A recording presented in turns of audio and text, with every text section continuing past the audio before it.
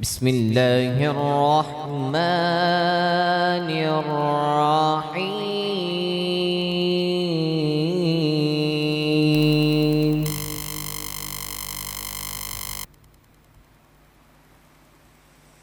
الحمد لله الذي وهب لي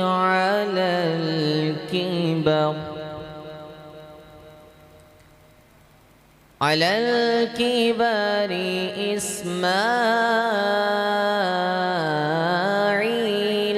وإسحاق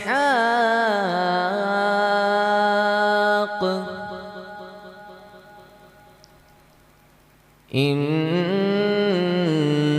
ربي لسميع الدعاء.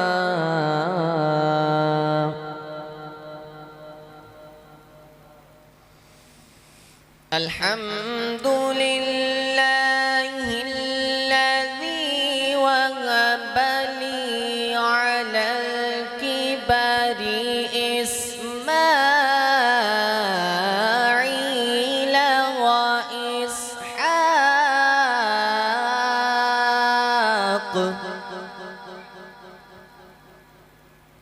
إن ربي لسميع الدعاء.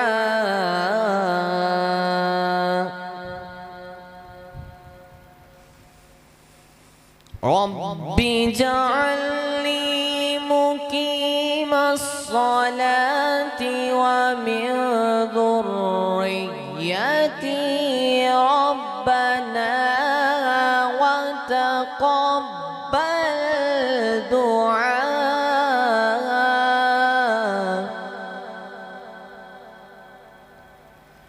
ربنا اغفر لي ولوالدي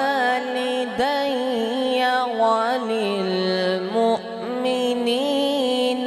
يوم يقوم الحساب.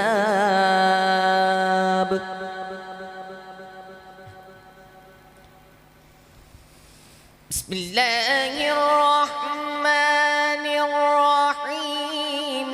إنا أعطيناك الكوثر فصل لربك وانحر إن شانئك هو الأبتر.